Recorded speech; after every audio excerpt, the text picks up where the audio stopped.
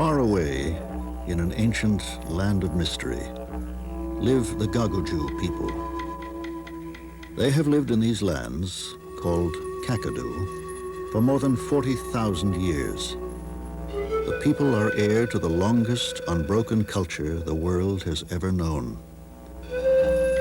Throughout their history, the Gagoju have lived in harmony with their environment. To them, man, animals, plants, and the earth itself are as one. They are all manifestations of a single life force.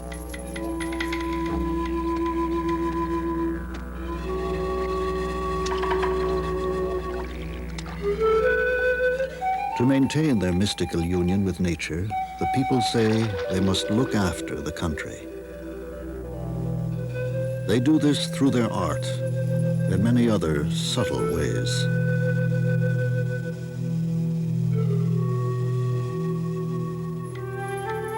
Only the wise and fully initiated elders know how to look after the country.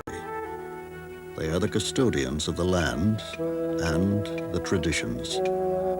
But there are only a few of them now. The young people have been swept up by another, more aggressive culture. This is the story of Kakadu, as seen through the eyes of its last traditional inhabitants. A story that opens a window on a very different perception of life.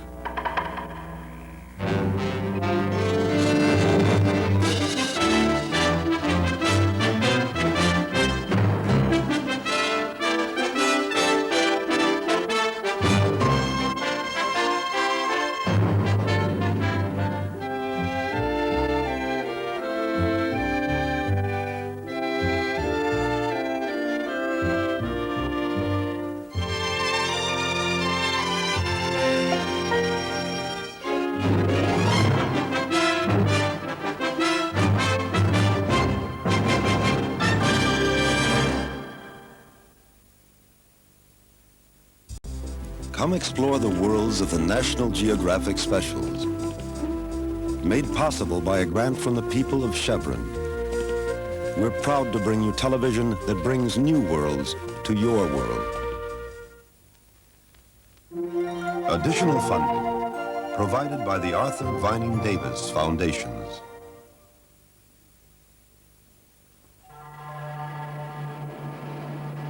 According to a group of Australian Aborigines called the Gagoju, the world always existed.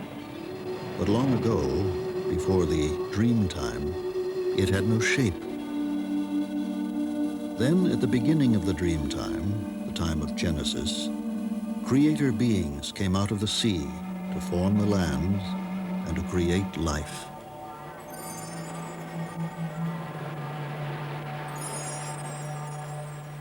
"200 years ago, all of Australia was occupied by Aborigines. But now only a few groups remain on their traditional lands. The Gagoju is one of these. The land on which they live is called Kakadu. It belongs to the Aborigines and is managed on their behalf as a national park. Kakadu is dominated by a sandstone escarpment which towers over extensive wetlands and eucalypt woodlands.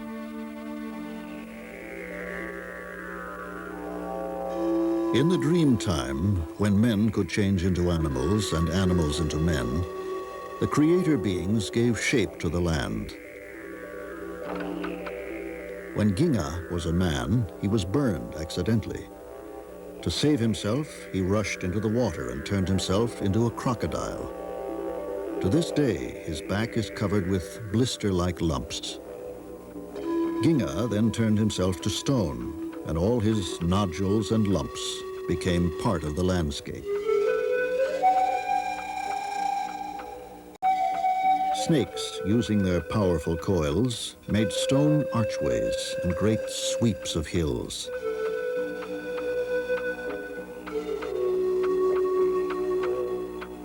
Gandagich, the ancestral kangaroo, traveled through Kakadu, making mounds of stones and hollowing out depressions.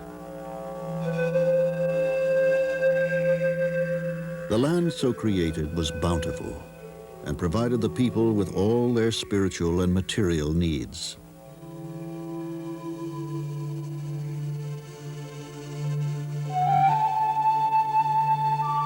In the old days, life for the Aborigines was free and good.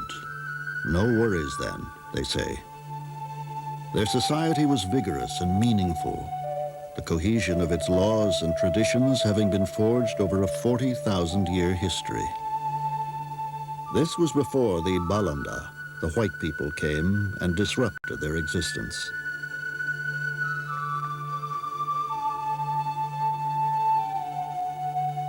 Natural food such as turtle eggs and water lily roots were plentiful. Now the traditional lands are almost empty. Diseases from foreign places and other pressures have taken their toll. Few people still live in the wilds of Kakadu. But in the rock shelters where the Gaguju once lived, places that rang with their laughter and reverberated with the drone of didgeridoos, their culture lives on in luminous paintings of hunters, animals, and dangerous spirits.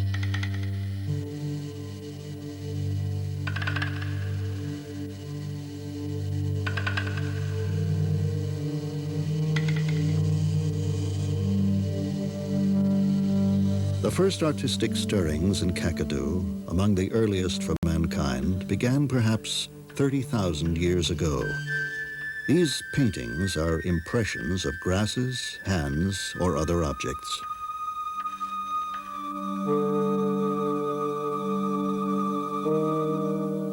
Many thousands of years later, finely crafted paintings of animals first appeared. Kangaroos and crocodiles were painted larger than life.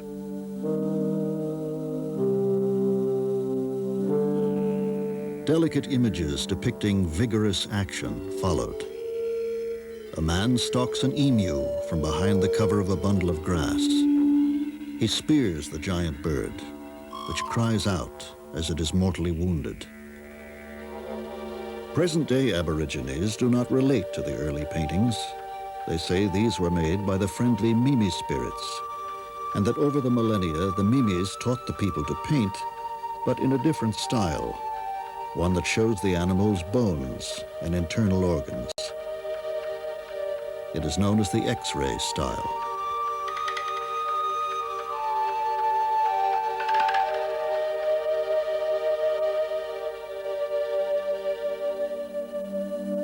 Many important images were painted by neither man nor spirit.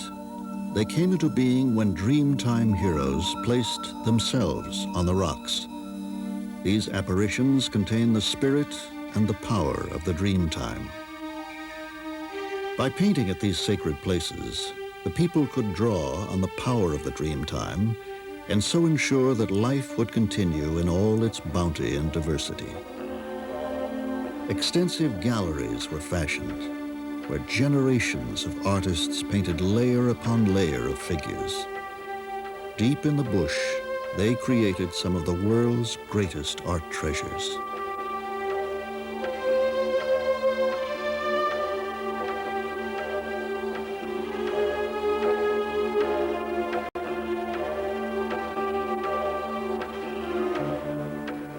About 150 years ago, a change occurred in the life and art of the Gaguju. Sailing ships brought people from other continents. These people penetrated the Gaguju's land on horseback. They dominated the Aborigines with strange new weapons. And soon, say the Gaguju, these strangers, standing with hands in pockets, told us what to do.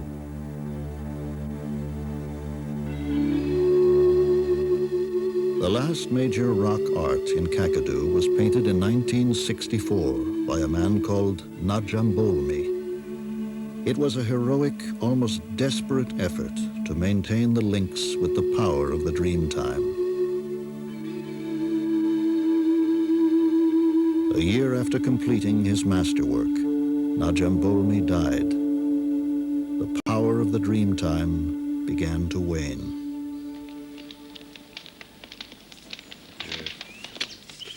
You know what I said in a cave over there, that painting? 3 buses worry. The custody of the land and the culture rests on the shoulders of a small group of elderly men. They alone know the laws and traditions. None of this knowledge is written down, and it survives only in the minds of these few. They are the library of the Gagoju.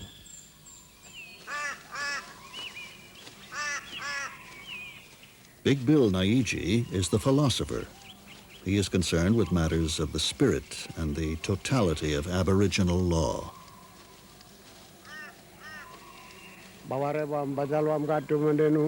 Nippergabariki is the principal keeper of the stories of the Dreamtime, about creator beings and ancestral animals.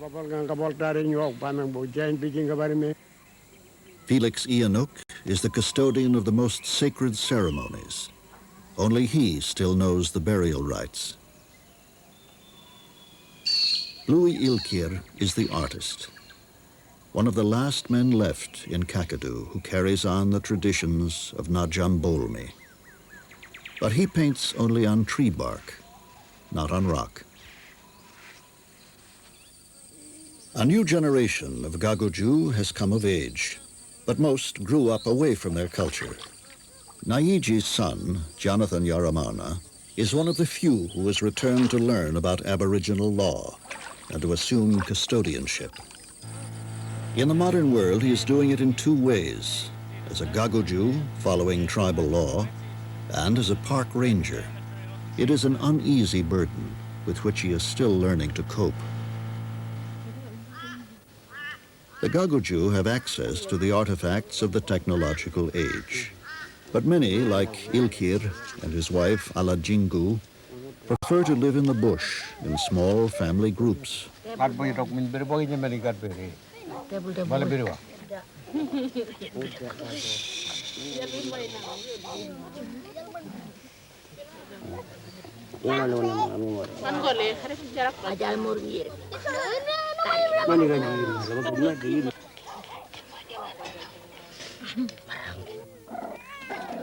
Ilkir gathers all the materials for his paintings from the bush around him. In the age-old way, he cuts the bark off a tree to be used as his canvas. The only difference is in the axe he uses. Its head is made of steel, where once it would have been made of stone.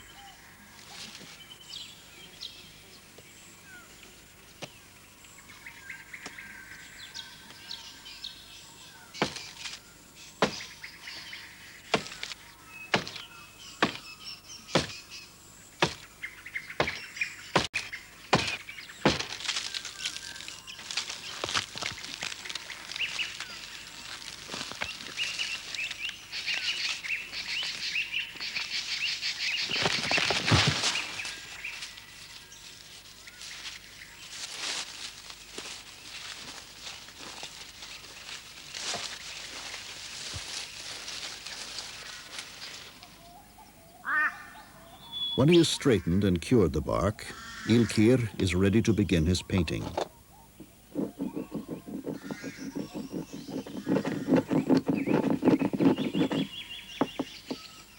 First, he covers the entire surface with red ochre, which represents blood.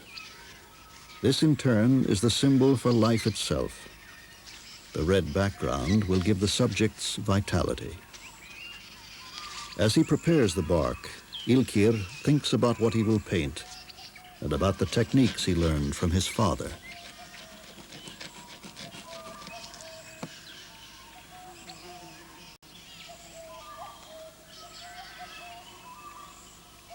The very act of painting connects the artist with the powers of the Dreamtime.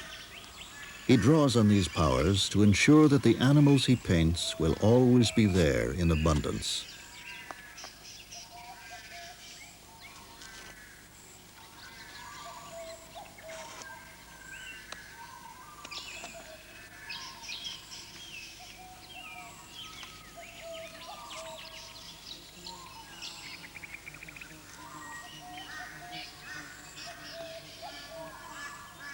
Dominating the composition is Ginga, the crocodile.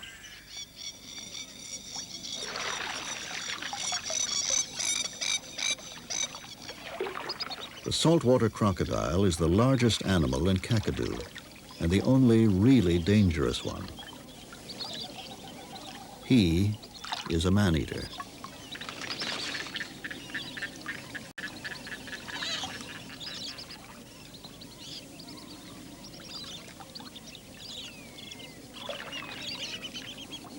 Despite his name, this crocodile is as much at home in freshwater as in saltwater.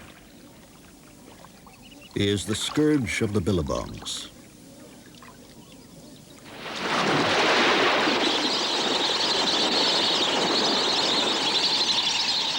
Ginga's reputation as a man-eater did not deter the Gagoju from hunting the giant reptile. They used to spear him from flimsy log rafts. Crocodile meat is a delicacy. Large and dangerous as Ginga is, he does not rule the wetlands. As the Aborigines say, it is Marawuti, the white-breasted sea eagle, who is the boss around here. When someone dies, the person's spirit is snatched away in Marawuti's huge claws.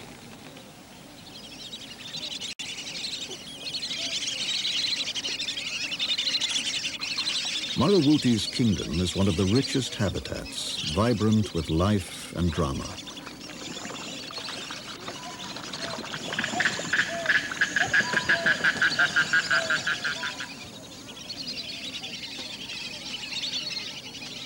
Watched by the scavenging goanna, Jagana, the black-necked stork, hunts for eels on the grassy edge of the billabong.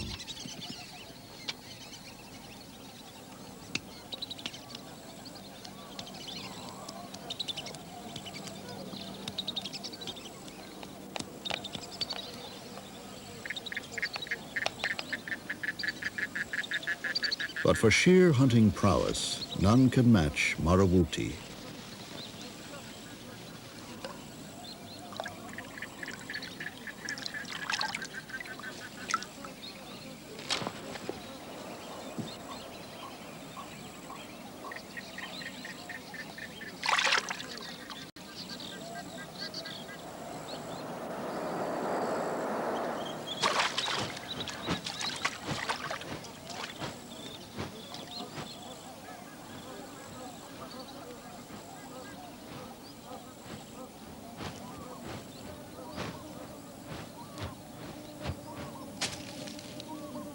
Generations of sea eagles have raised their young in this nest. Each year, new sticks are added, and the nest grows larger and larger.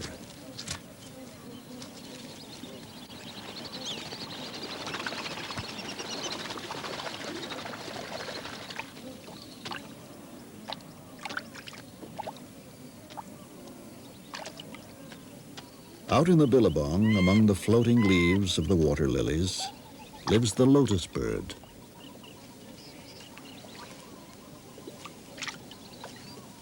The male lotus bird incubates the eggs and raises the chicks on his own.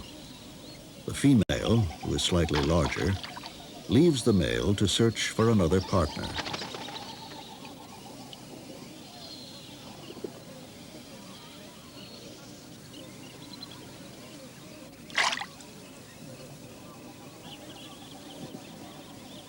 When the lotus bird glimpses Boloko, the water python, he is ready to defend his nest.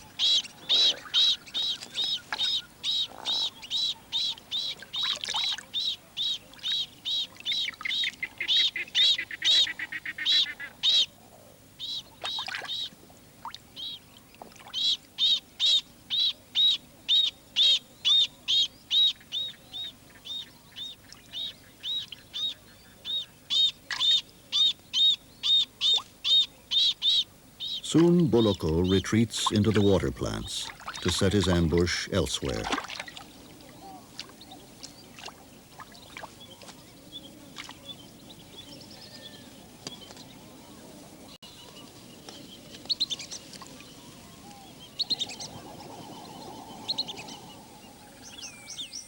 Four weeks after the last egg was laid, the chicks hatch.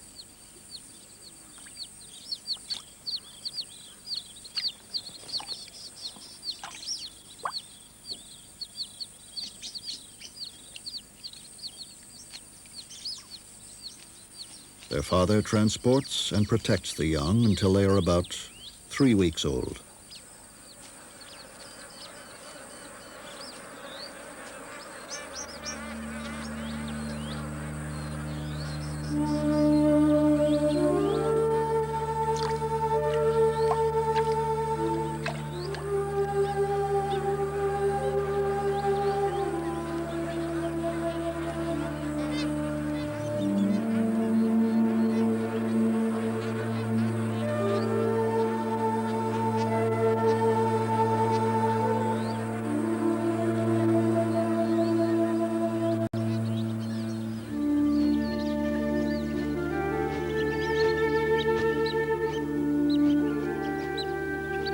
Marawuti's kingdom is not restricted to the billabongs and floodplain.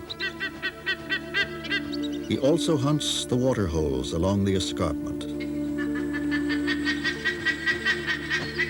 In search of fish below, he flies along a sacred rock face.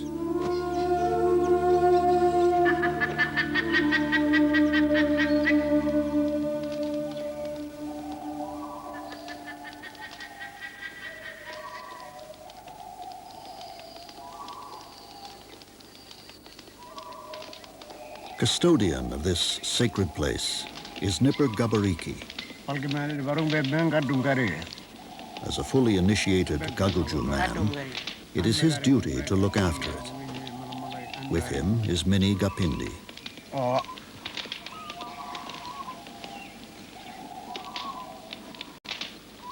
To maintain contact with the spirits of this special place, Gabariki must visit it periodically. It is yet another way to keep the ties with the powers of the Dreamtime.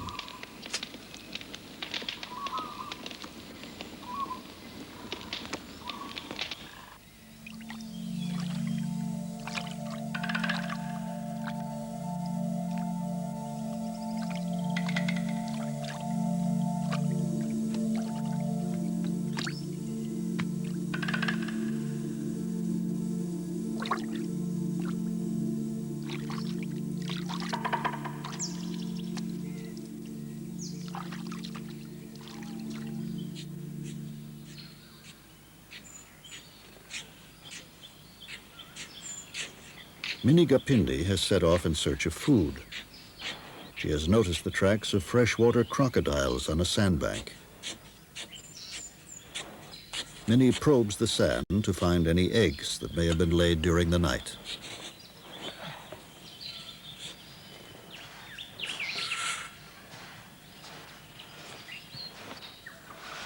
The Aborigines' knowledge of the country is so detailed, and the edible plants and animals are so plentiful, that only a few hours each day need be spent to find enough to eat.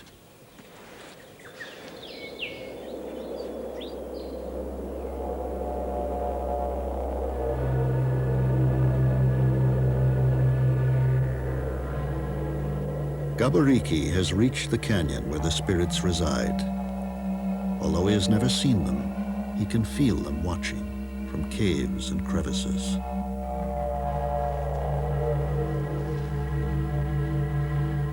He announces his presence and asks permission to enter the canyon.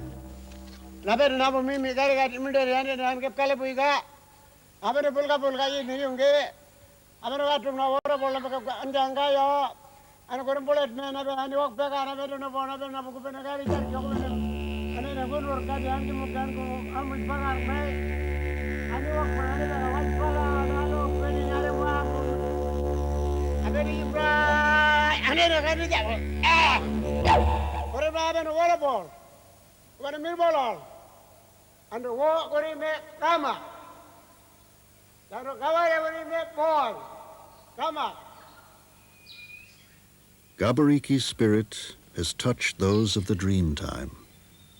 He reaffirms a 40,000-year continuity.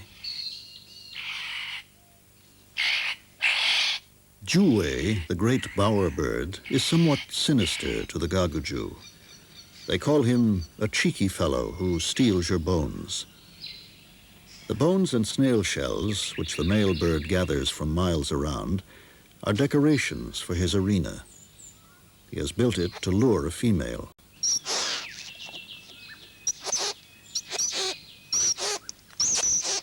When a female comes to his bower, the male uses many ploys to impress her, even enhancing his presence by displaying his ornaments.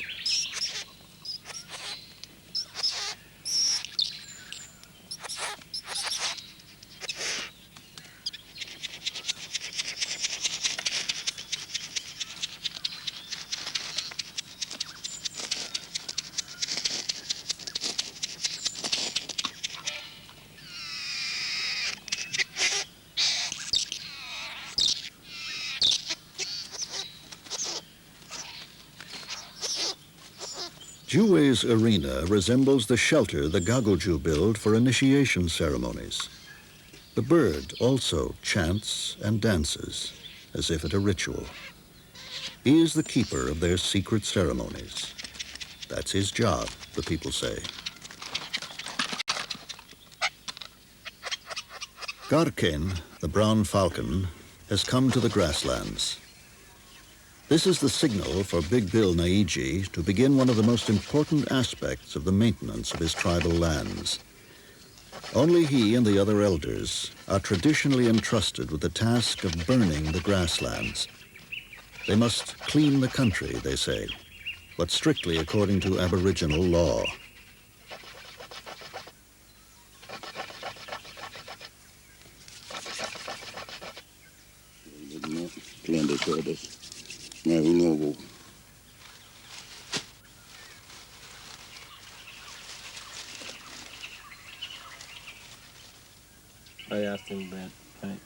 Bill's son, Jonathan Yaramana, has come to learn just how and when the fires may be lit.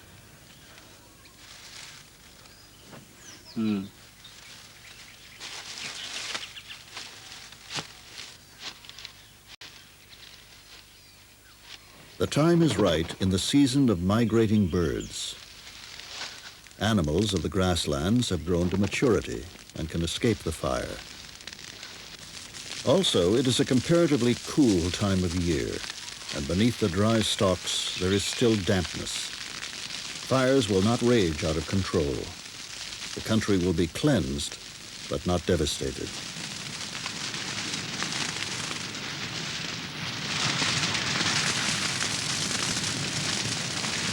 If the laws about burning are broken and fires are set later in the season of heat and dryness, there would be great loss of life.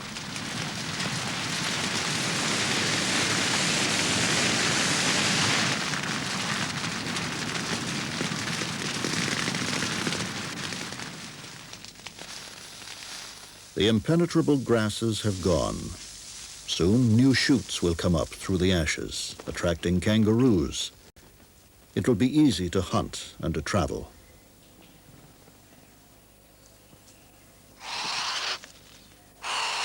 Juwe has been unlucky. His laboriously built bower was destroyed in the fire.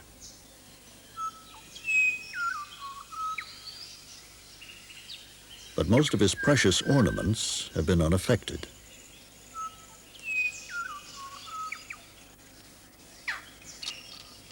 The day after the fire, he begins to rebuild.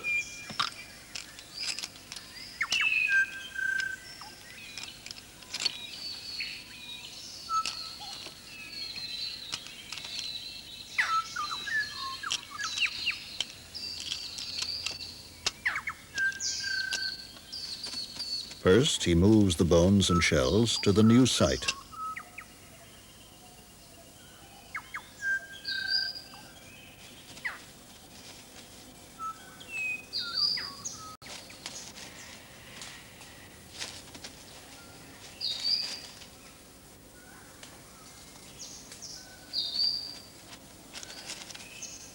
After putting down a mat of small sticks, he places the first uprights in position.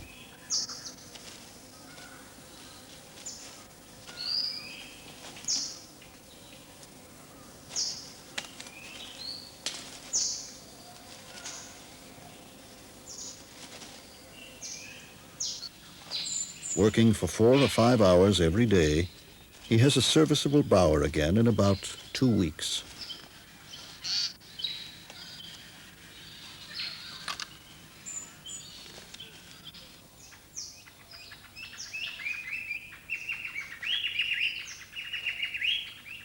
Gundamen, the frilled lizard, is an example to all who would disobey Aboriginal law. When he was a man, he was smooth and sleek. But at a sacred ceremony, Gundamen did not listen and performed the wrong rituals. The elders punished him by changing him into a lizard and said he would be thin with a funny-looking loose skin for all time. They said, "You spoil the ceremony, and people will see you like that forever and ever."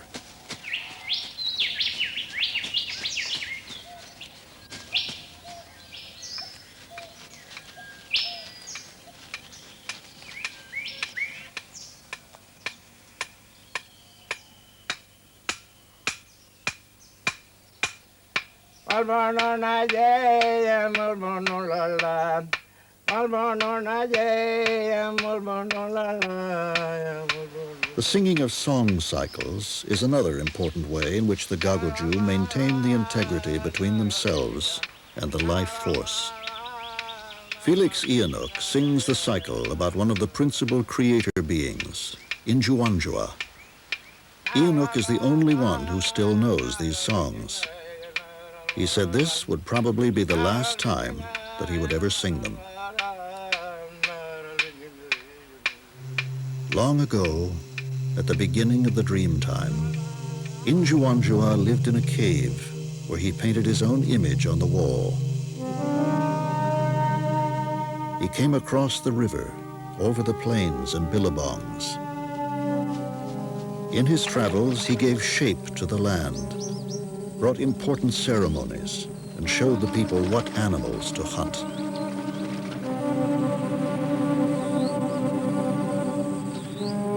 Enoch explains that Injuanjua eventually turned himself into stone. Take off his legs and sit down.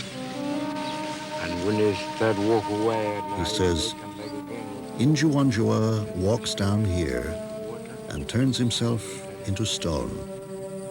That stone there, that's Injuanjua. This rock is the embodiment of the creator being and is the focus of the life force.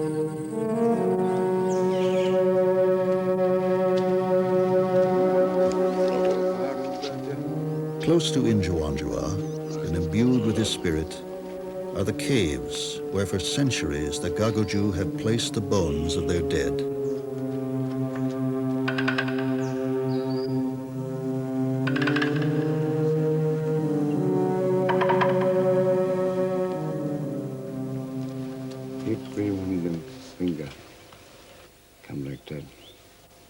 Enoch is the only person who still knows the Gagoju's complete burial rites. He explains how the people painted themselves and then carried the bones of the dead to the caves. The two elders are filled with an ineffable sadness as they see their culture slip away. No newly initiated men are following behind them, You bring him up, and only the initiated can be told the secret rites. go up there. Take the bone, just put him in his pot. And they say, goodbye. I go home. Come back. Enoch says, "Sometimes I sit down and think about myself, and I cry before I go to sleep That's ended this song. because I am very sorry nobody is coming after us. And when we die, Bill and me, they got to bring our bones right back here to this cave, so our spirit can join Injuanjua and our dream time."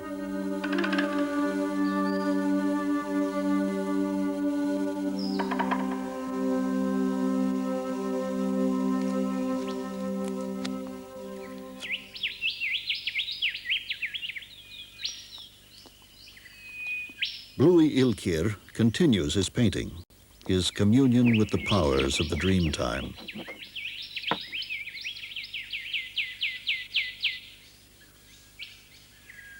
Kangaroos and wallabies are particularly important to the Aborigines. The giant ancestral kangaroo, similar to the one Ilkir is painting, made prominent landforms and gave the people important ceremonies.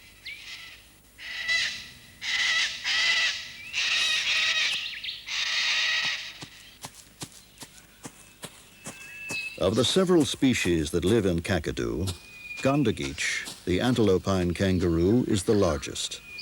He is hunted for food, but only the older people can eat him. They say that if young people eat kangaroo meat, they will have bad dreams.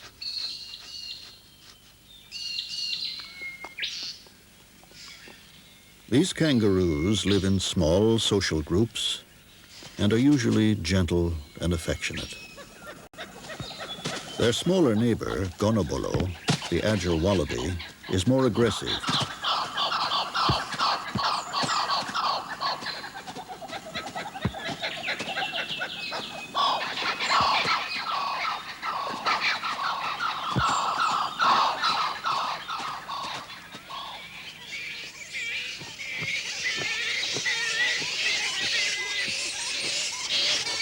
Flying foxes are the largest of all the bats. During the day, they rest in colonies that may number more than 100,000 individuals. Most colonies are in trees standing in water. It is cooler there. Territorial squabbles are all sound and fury and seldom result in injury.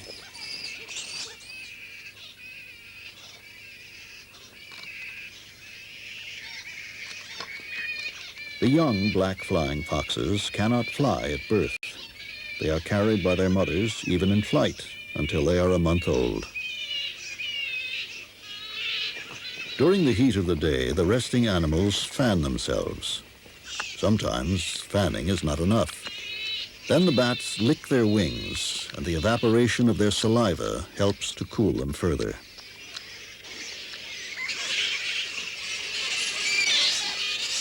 When they are ready to take off, they climb to the highest points in the roost trees.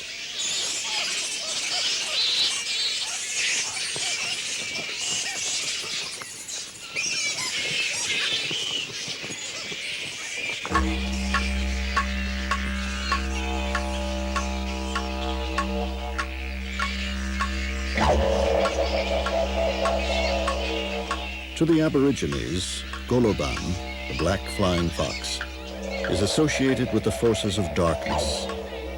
Medicine men, who are held in high regard, are also sorcerers.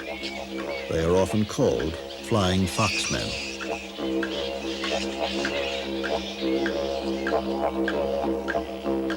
Darkness is the time when evil spirits come out from caves and hollow trees. The people do not venture far from the safety of their campfires. Kakadu's night belongs to the animals. Lambulk, the sugar glider, has left her nest in a tree hollow.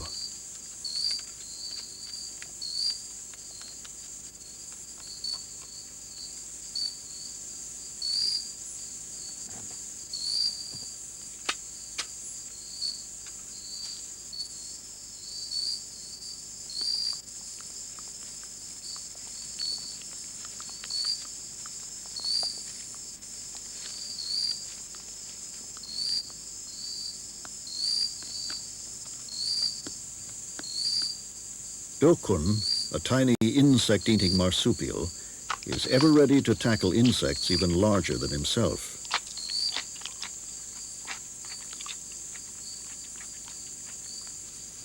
After being dormant for several weeks, Beck, the highly venomous death adder, finally sloughs its skin.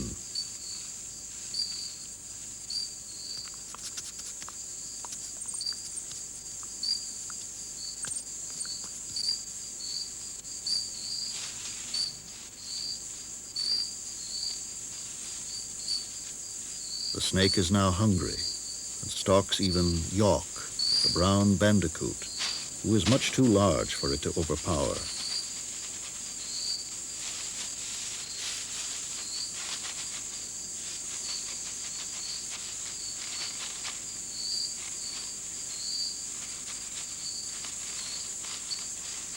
York, however, takes no chances and barricades himself in his nest of dry grass.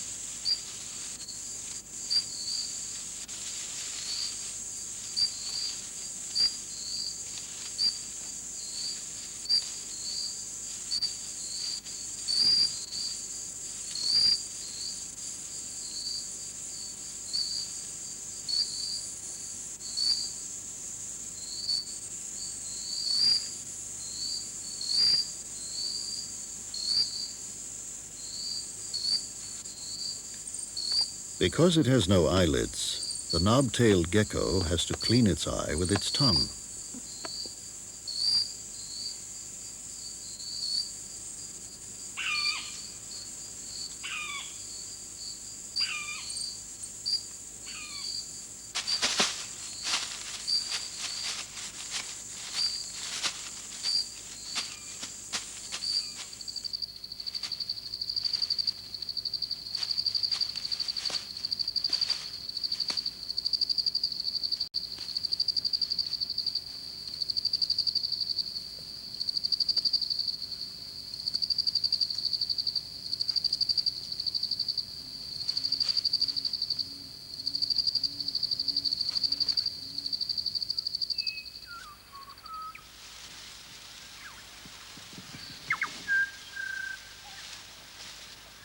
The night has been cool, and the kangaroos seek a sunny place to warm themselves.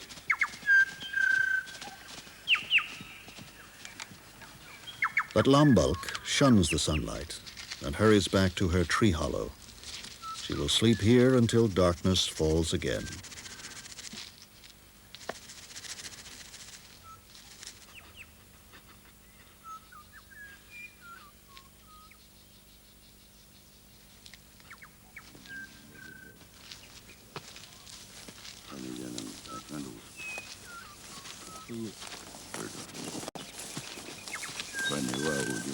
Whenever he has a spare moment, Jonathan Yaramarna goes out to his ancestral lands to learn as much as he can from his father. Today, the two visit Hawk Dreaming, a sacred site where the spirit of Garkane, the brown falcon, resides. Bill has difficulty climbing the rock face. This may well be the last time he visits the spirit of Garkane. Bill explains the significance of Hawk Dreaming and shows Jonathan a hand stencil he made when he was about 8 years old and came here with his father. A hand stencil is a kind of signature laying claim to the site, but more in a spiritual than a physical sense.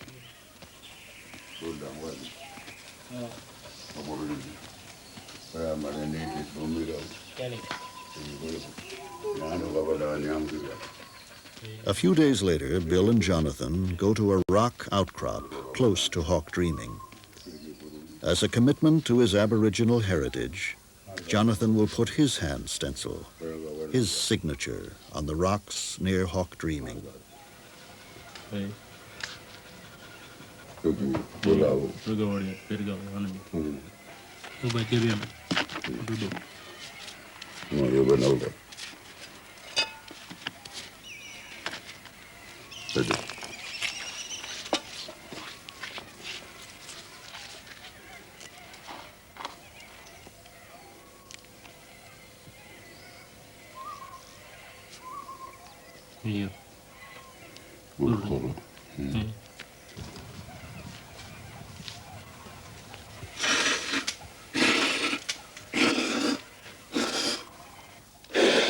Jonathan makes his mark the way Gagoju people have done for thousands of years.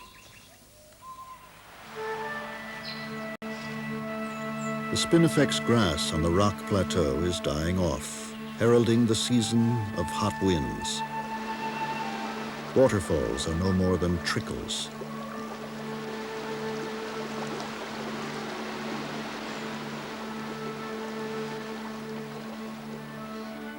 In the woodlands, grasses that escaped the fires have died back into a dense mat.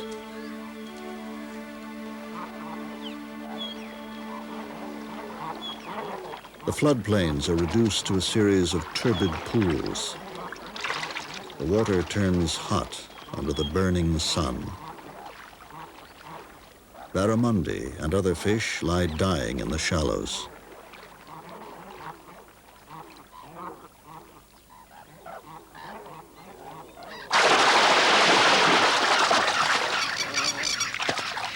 The hunters of the billabongs have an easy time, and the scavengers grow fat.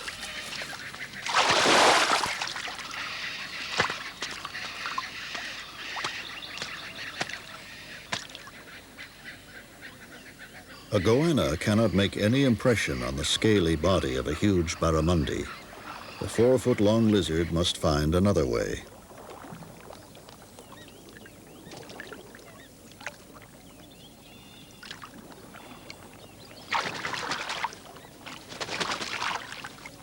Marawuti, the sea eagle, is now able to snare much larger prey than usual.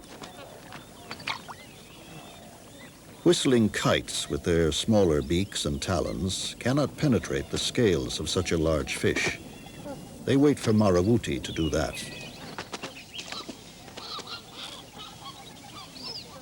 Then, with their greater agility and audacity, they snatch the food right out of the eagle's beak.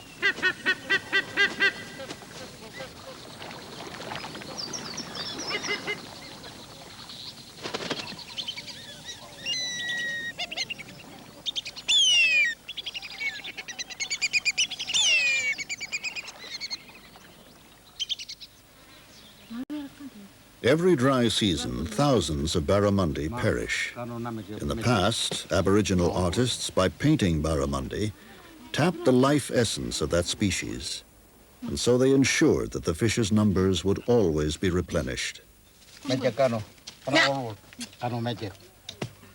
Bluey continues this timeless tradition. His work of art is now complete. He has drawn on the powers of the Dreamtime, and so the animals he painted will continue to flourish.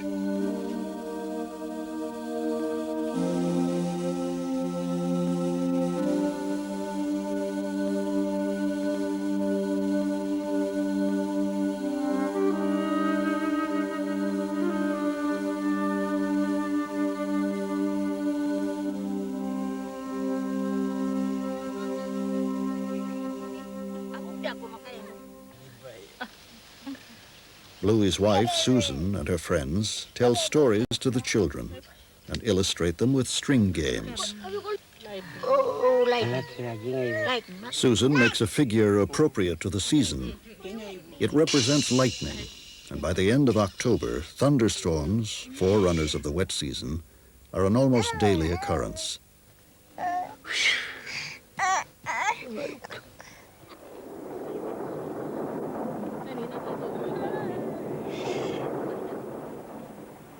This forest, devastated by a late fire set by lightning, appears to have died, but the rains will soon revive it.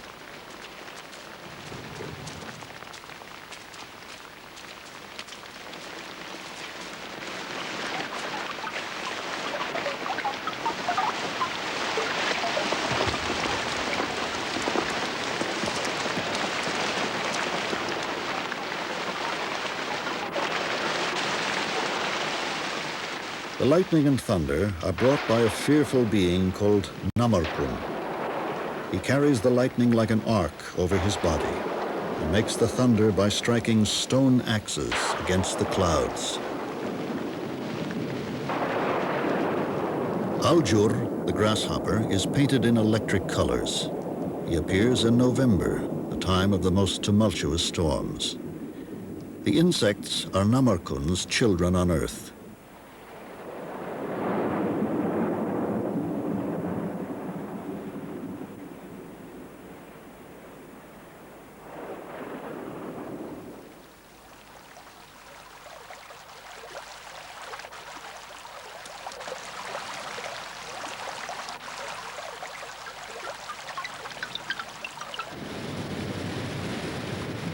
The fierce downpours soon replenish the land.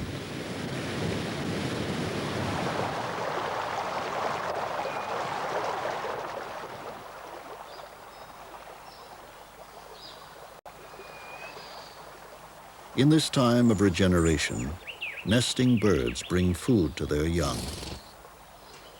Plants respond quickly. Forests that were charred and blackened are soon green again. Flowers and insects proliferate.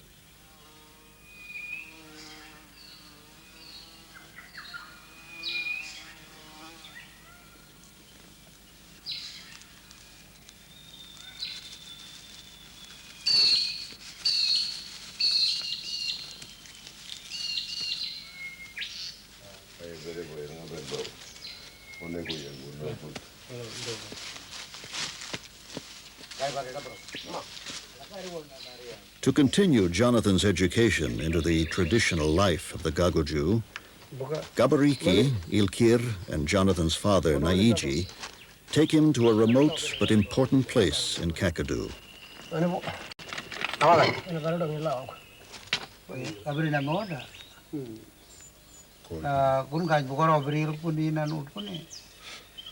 The elders show Jonathan how stone knives and spear points are made, how they are struck off a core rock.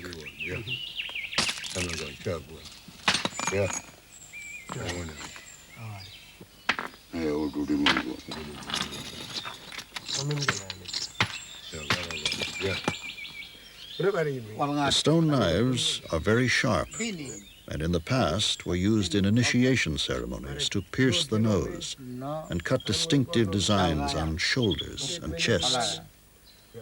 A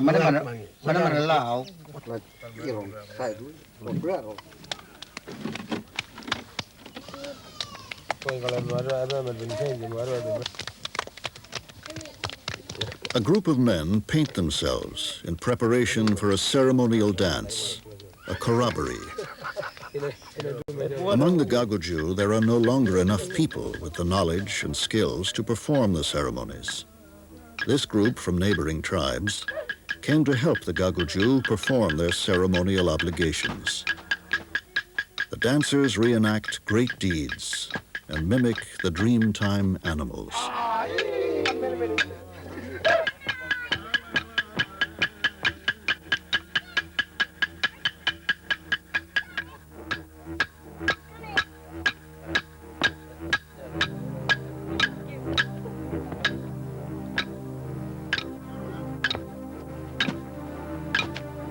Through ceremony and compliance with their laws, the Gagoju ensure that their unity with all living things continues. With Marawuti, who rules the floodplains, and with Ginga, who formed the rock country. As long as they look after their country, the life force will endure in all its vigor and bounty.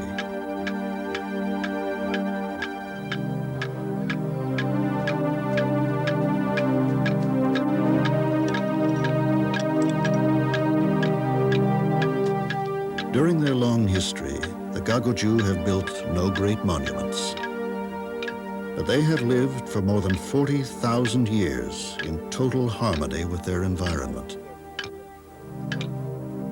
They have not destroyed any land, nor diminished its spirit. That is their monument. And in the long term, that may be the most important of all.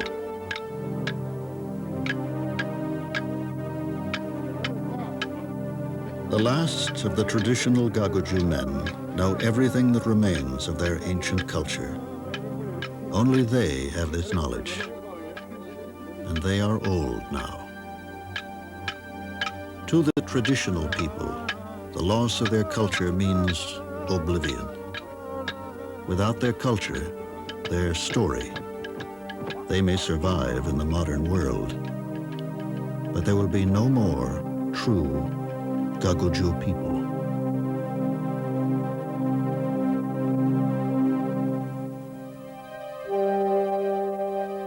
During the season of the east wind, Nipper Gabariki died. His spirit has gone back to his country.